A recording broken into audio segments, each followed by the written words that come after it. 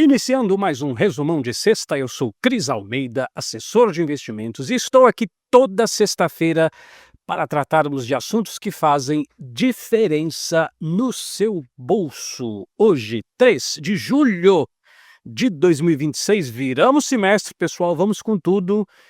Vou confessar para vocês que muitas vezes, gente, eu vou gravando esses vídeos aqui de resumão de sexta, e eu penso 2, 3, 4, 5, 10 vezes: "Ai, será que eu falo? Será que eu não falo?", porque é da minha natureza, eu não gosto de ficar trazendo notícia ruim, então eu procuro, essa é uma característica minha, sempre ver o lado bom da coisa.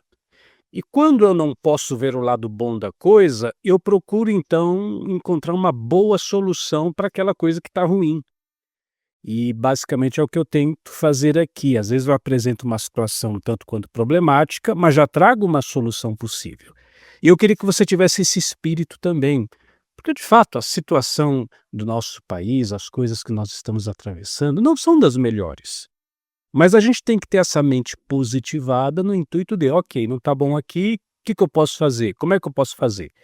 Eu acho que esse é o papel também do assessor de investimento, no sentido de conduzir as suas aplicações, o seu patrimônio, para que, apesar de toda a problemática, você encontre saídas viáveis possíveis sobre o que fazer com o seu patrimônio, né? Mas então, tendo em vista esse cenário, você vê que eu estou preparando o terreno para trazer alguma coisa que não é tão boa assim. Vamos começar de um assunto que talvez não afete a todos, não diretamente, mas indiretamente talvez sim, que é a questão do MEI, microempreendedor individual. Veja, foi anunciado agora que o limite do MEI, que atualmente está 81.000, vai aumentar. Poxa, beleza, né? Para quem não sabe o que é o limite do MEI, você é um microempreendedor individual, ou seja, você pode se enquadrar nessa categoria onde você vai pagar o imposto mais baixo, desde que o seu faturamento bata ali até o teto de 81.000. Agora estão querendo dobrar esse faturamento, como se fosse: "Ó, como o governo é bonzinho, olha que beleza, olha que coisa maravilhosa". Bom, pessoal, primeira coisa, nem deveria ter limite, né. Mas se você colocou um limite no meio, esse limite deveria ser reajustável ano após ano, como é feito no aluguel, por exemplo. Se você paga aluguel aí na sua casa, no seu apartamento, não tem um reajuste anual que é baseado aí na inflação? Pois é, ó, a inflação desse ano foi tanto, então o reajuste aí IGPM, IPCA, não sei o que, foi tanto, então nós vamos reajustar para tanto. O limite do MEI deveria ser assim, há quase 10 anos que esse limite não é reajustado. Então, quando se fala, porque veja, você é um microempreendedor individual, você faturar 81.000 reais há 5 anos atrás e esse ano é completamente diferente, o dinheiro já não vale mais a mesma coisa. Mas então estão colocando isso aí como se fosse uma coisa maravilhosa: "Olha só, somos tão bonzinhos, vamos aumentar o limite do MEI". Meu amigo, isso devia ter sido feito há uma década atrás, já deveria ter reajustado esse limite, mas enfim. Traz outro benefício, que agora o MEI, que podia contratar um funcionário, vai poder contratar 2 funcionários. Eu vou dizer uma coisa para você, se você é microempreendedor individual. Agora eu não estou falando nem como assessor, é de amigo para amigo. Não faça isso, tá? Não faça isso. A contratação no nosso país, principalmente para você que é porque quando você é microempreendedor individual, as suas contas de pessoa física, elas, na verdade, não é uma PJ falsa, não é esse o termo adequado. É uma PJ de faz de conta, porque na verdade é tudo sobre sua pessoa física. E os e as dívidas, as obrigações que você contrata na sua MEI, na verdade é a sua própria pessoa física. Eu me lembro quando eu fechei uma loja, eu tinha 2 lojas no shopping center aqui de Marília, quando eu encerrei as atividades, tal, foi aquele período pós-Dilma, onde muita gente estava fechando, falindo, quebrando, tal. Eu entrei nessa também, fechei as 2 empresas e fui fechando aos poucos, terminei que tinha 2 funcionárias e essas 2 no finalzinho, eu tinha que fazer a rescisão e tudo mais, e eu não estava com dinheiro.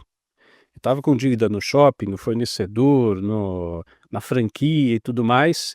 Então eu combinei com as funcionárias o seguinte: "Olha, eu vou pagar tanto, essa é a rescisão final", sabe aquele papel? Se você é empresário, você sabe do que eu estou falando. Você tem aquele papel final da rescisão, quanto você tem que pagar, tal, tal.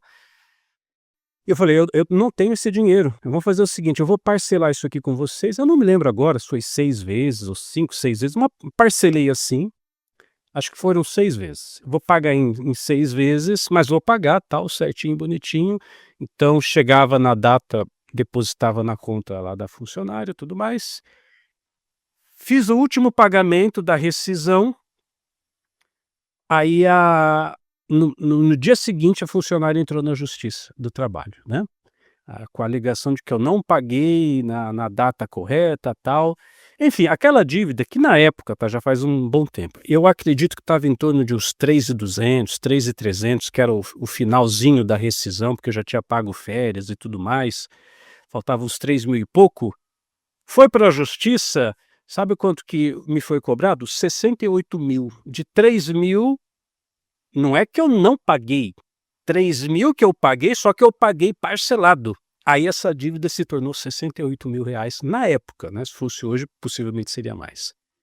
Então realmente a questão trabalhista no Brasil é muito complicada, vai dar muita dor de cabeça, e se você é microempreendedor individual, não é a empresa que está contratando, é a sua pessoa física que está contratando. E meu amigo, a gente sabe que a justiça trabalhista, supostamente para preservar o lado mais fraco, ela sempre vai estar do lado do trabalhador, o que na minha opinião não é das coisas mais justas que existem, mas enfim, a lei é assim. Então pense 2 vezes. Agora, o que ninguém está falando desse pacote de bondades para o MEI? "Ah, nós vamos aumentar o limite. Ó, agora o MEI pode contratar 2 pessoas. Olha que lindo, maravilhoso. Agora vai ficar tudo de bom para o MEI". Vocês sabem que eu estou me formando em contabilidade também, além de todas as graduações que eu já tenho. O que ninguém está falando no aspecto contábil é o seguinte: vem aí, quer dizer, vem aí não, já veio, já chegou a reforma tributária, que até anteciparam agora a data de algumas mudanças. E com a reforma tributária, vocês vão ouvir muito daqui para frente, tá? Pode se acostumar, isso aí vai ser uma palavrinha comum, a palavra crédito ou transferência de crédito. O que que é essa transferência de crédito? Funciona assim, ó. Vamos imaginar que você é um. Bom, a transferência de crédito, vamos entender primeiro. Como na tributação antiga era imposto sobre imposto, sobre imposto, sobre imposto, o que que vai ser feito? Se você é uma empresa e você compra de outra empresa que já pagou o imposto, ok, você vai pagar por aquilo, mas depois você vai descontar aquele imposto que a primeira empresa já pagou para evitar o encavalamento da dívida. Então isso vai ser chamado de crédito, transferência de crédito. Bom, isso é só para você entender como é que vai funcionar essa história de crédito. Mas aí você é um microempreendedor individual, que você está feliz da vida, que seu teto era 81 mil, agora você vai poder faturar mais, você vai poder contratar, que maravilha, 2 funcionários, e aí você, sei lá, você fabrica bolo, você faz bolo caseiro. Você é um MEI que fabrica bolo caseiro e você vende ali para o supermercado ali do bairro da sua cidade. Então, por causa dessa questão da nova tributação, o imposto que você pagou, então você comprou lá a farinha, os ovos, não sei o quê, piriri pororó, você pagou imposto ali. Então, a empresa que está comprando, no caso o supermercado que vai comprar o seu bolo para revender, ela vai querer esse tal de crédito, para descontar na tributação dela, porque se você já pagou o crédito, então agora ela vai comprar de você. Aí ela vai pedir o crédito, aí você vai falar o seguinte: "Não, mas eu sou MEI". E o supermercado fala: "Ah, você é MEI? Ah, então não vai dar mais para comprar de você, porque o MEI não tem essa transferência de crédito". Então eu pergunto: para que que aumentou esse faturamento, esse limite de teto? Para que tudo isso, se eu estou falando agora como um pré-contador que está quase formado. A grande verdade é que MEI não vai servir mais para muita coisa.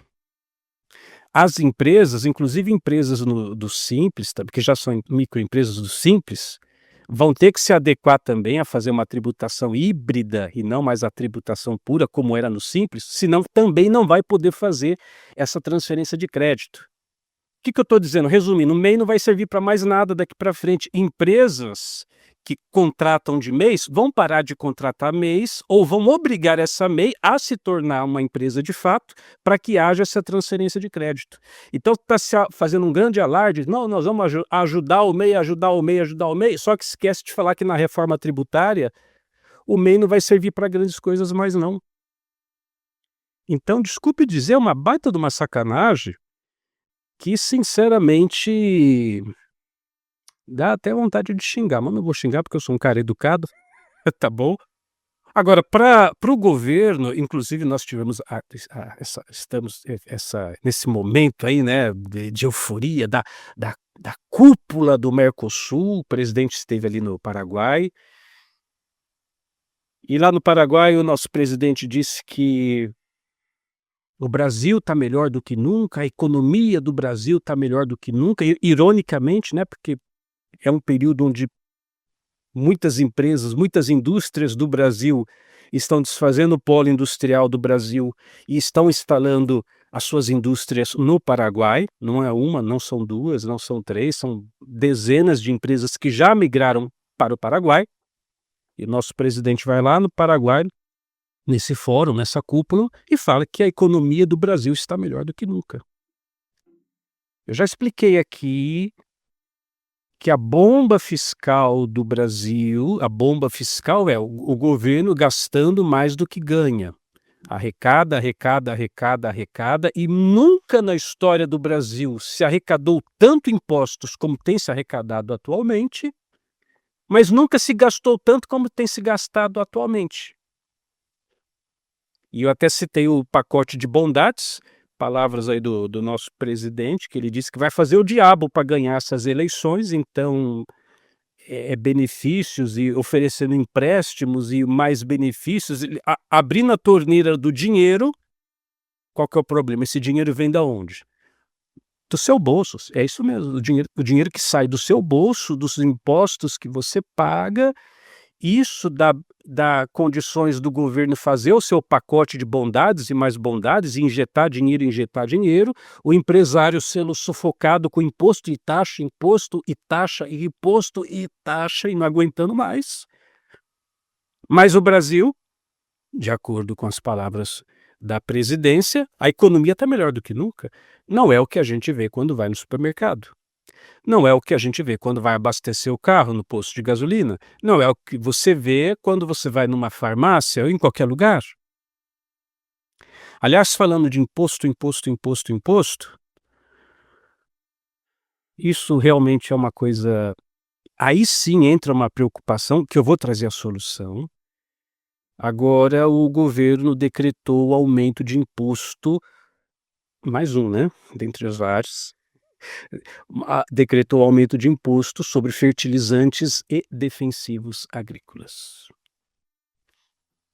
Sendo que no mercado interno do agro há uma preocupação enorme, mas você não faz ideia do tamanho dessa preocupação, da falta da matéria-prima para a produção de fertilizantes que o agro está enfrentando. O governo passado, inclusive, quando o antigo presidente foi lá na Rússia negociar para que o Putin liberasse a exportação da Rússia para o Brasil dos fertilizantes, foi criticado, negociar com a Rússia, piriri pororó, mas era necessário. E agora o que aconteceu? Não tem mais, acabou.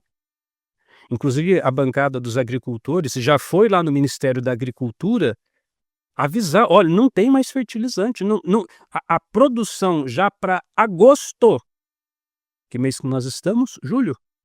A produção de agosto já está comprometida, porque não tem mais fertilizante.